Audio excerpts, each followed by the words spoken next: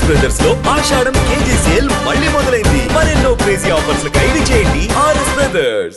వీళ్ళంతా engineering students చక్కగా చదువుకోవాల్సింది పోయి బైక్ దొంగతనాలకు అలవాటు పడ్డారు.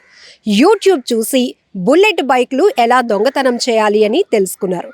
అంతేకాదు బుల్లెట్ బైక్స్కి తాళాలు ఎలా ఓపెన్ చేయాలి, చాకచక్యంగా ఎలా వీటిని కొట్టేయాలి అనేది యూట్యూబ్లో చూసి వీళ్ళంతా కూడా ఆ నాలెడ్జ్ నేర్చుకున్నారట.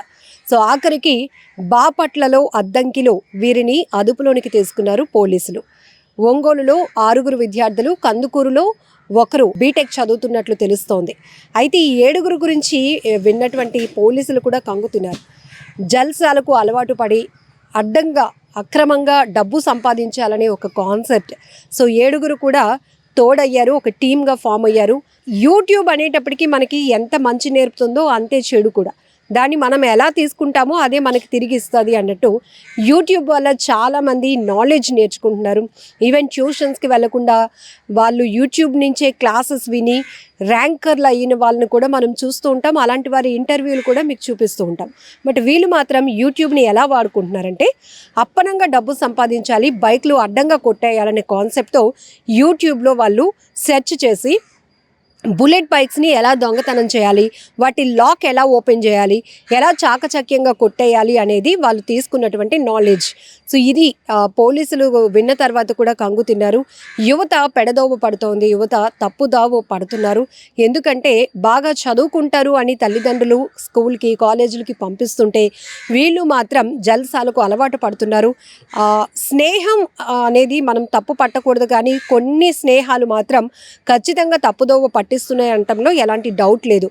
ఎందుకంటే ఒకరికి మనం అలవాటు లేకపోయినా ఏం కాదురా సరదాగా చేద్దాం అని అలవాటు చేస్తారు, దాన్ని వాళ్ళపై రుద్దుతారు. అది బలవంతంగానే అలవాటుగా మారిపోయి తప్పుదోవ పడుతున్నటువంటి యువతను కూడా మనం చాలానే చూస్తున్నాం. ఒక రకంగా స్నేహం, స్నేహితులు, ఫ్రెండ్స్ వల్ల బాగుపడిన వాళ్ళు ఉన్నారు, అదే ఫ్రెండ్స్ వల్ల చెడిపోయిన వాళ్ళు ఉన్నారు. స్నేహాన్ని మనం ఎలా చూస్తే, ఎలా వాడుకుంటే అది అలా ఉపయోగపడుతుంది అన్నట్టు ఇక్కడ యూట్యూబ్ టెక్నాలజీని, యూట్యూబ్ నాలెడ్జ్ని కూడా తప్పుదోవ కోసమే వీరు వాడుకున్నారు. దొంగతనాలకు అలవాటు పడ్డారు. ఈ 7 కూడా ఎంతో ఫ్యూచర్ ఉన్నవాళ్ళు, కానీ ఇప్పుడు పోలీసుల అదుపులో ఉండటం ఎంత బాధాకరం. కుటుంబ సభ్యులు ఎలా ఫీల్ అవుతారు? తమ పిల్లలు ఏదో చదువుకుంటున్నారు, మంచిగా ఫ్యూచర్ కోసం డిజైన్ చేసుకుంటున్నారు, మంచిగా సెటిల్ అవుతారు, మనకేంటి ఇంత మంచి పిల్లల్ని కన్నాము అనే వాళ్ళు ఒకవైపు గర్వంగా ఫీల్ అవుతూ ఉంటే, వీళ్ళు మాత్రం ఇంటి నుంచి బయటకు వచ్చినాక కాలేజీలకు వెళ్ళే వాళ్ళు కాలేజీలకు వెళ్తున్నారు, వేరే చోట్లకు వెళ్ళాల్సిన వాళ్ళు వేరే చోట్లకు వెళ్తున్నారు. బట్ ఇలా పోలీసులకు చిక్కిన తర్వాత మీ పరువుతో పాటు కుటుంబ సభ్యులు కూడా రోడ్డు పాలు అవుతారన్న విషయం గమనిస్తున్నారా? అసలు యువత ఎక్కువ శాతం ఈ గాంజాకు అలవాటు పడడం, డ్రగ్స్కి అలవాటు పడటం, చెడు అలవాట్లు, చెడు వ్యసనాలకు, అసాంఘిక కార్యకలాపాల్లో టీముల్లో వాళ్ళు కూడా సభ్యులుగా ఉండటం, లేకపోతే తక్కువ అంటే మనం చేసే పని చిన్నదే అయినా ఎక్కువ మొత్తంలో మనకు డబ్బు వస్తుంది అని చెప్పేసి ఈ గాంజా సరఫరా చేయడానికి చాలామంది బీటెక్ స్టూడెంట్స్ ముందుకు రావటం, ఇవన్నీ మనం చాలా వరకు చూస్తున్నాం. మనం కాలేజ్ పేర్లు, యూనివర్సిటీల పేర్లు అయితే పైకి తీసుకురాకూడదు, కానీ ఎందుకంటే వాటికున్న రెప్యుటేషన్ కూడా అలాగే ఉంది. కొంతమంది యువత వల్ల, కొంతమంది స్టూడెంట్స్ వల్ల వాటికున్న పేరు కూడా చెడిపోతుంది. సో ఈ క్రమంలోనే మీ అందరికీ తెలుసు బాగా కొన్ని కాలేజీలకి పేరు చెప్పి వీళ్ళు వెళ్తూ కొంతమంది స్టూడెంట్స్ చేస్తున్న వ్యవహారాలు చాలా దారుణంగా ఉంటున్నాయి.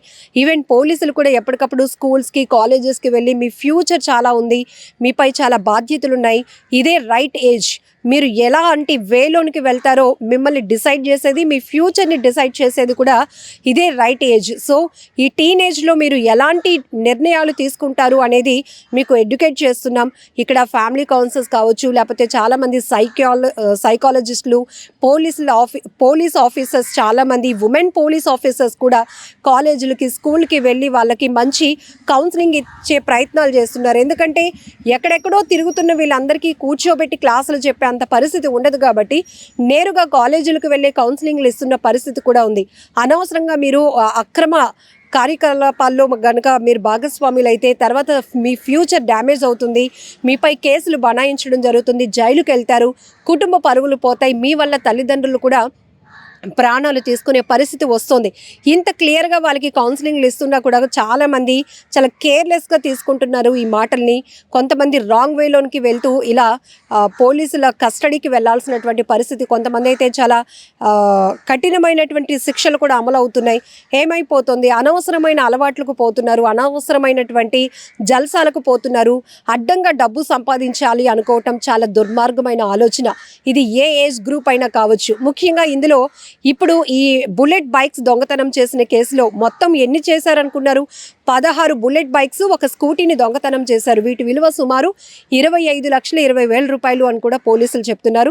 ప్రస్తుతం వీరిపైన అయితే కేసులు ఫైల్ అయ్యాయి, పోలీసుల కస్టడీలో ఉన్నారు. సో మీడియా ద్వారా కూడా వాళ్ళ ఫేస్లు కూడా రివీల్ అవుతూ ఉంటుంటే కుటుంబ సభ్యులు ఎంత బాధపడతారో ఒక్కసారి ఆలోచించండి.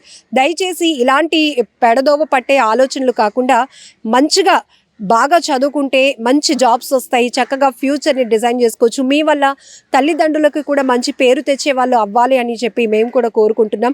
సో ఇలాంటివి ఎక్కువగా జరుగుతున్నాయి. ఒకవేళ మీ ఇంట్లో పిల్లలు కాకపోవచ్చు, కానీ మీ చుట్టుపక్కల ఉన్నటువంటి ఖాళీ ప్లేస్లో కొంతమంది యువత ఎప్పుడు ఇలా సిగరెట్లు కాలుస్తూ ఉంటారు, గాంజా బ్యాచ్ తిరుగుతూ ఉంటారు, అబ్బాయిలు ఏడిపిస్తూ ఉంటారు. ఇలాంటి ఇన్ఫర్మేషన్ ఉంటే కనుక ఖచ్చితంగా ఇది వాళ్ళ మీద మీరు కంప్లైంట్ ఇవ్వడం వల్ల వాళ్ళు వచ్చి ఏదో చేసేస్తారు అని కాదు, కానీ జస్ట్ మీరు కాన్ఫిడెన్షియల్గానే పోలీసులు మీ ఇన్ఫర్మేషన్ ఉంచుతారు. కాబట్టి ఇలాంటివి ఏవైనా మీ చుట్టుపక్కల ప్రాంతాల్లో జరిగినా కూడా పోలీసులకు సమాచారం ఇవ్వండి అంటూ కూడా పబ్లిక్కి కూడా పోలీసులు రిక్వెస్ట్ చేస్తున్నారు. ఏదేమైనా ఈ ఘటన మాత్రం చాలా బాధాకరమైన చెప్పొచ్చు. ఎందుకంటే 7 ఇంజనీరింగ్ విద్యార్థులు, బీటెక్ స్టూడెంట్స్ ఇట్లా దొంగతనాలకు అలవాటు పడటం, బుల్లెట్ బైక్స్ను దొంగతనం చేయటం, ఆఖరికి పోలీసుల కస్టడీకి వెళ్ళటం అనేది చాలా బాధాకరమైన విషయం.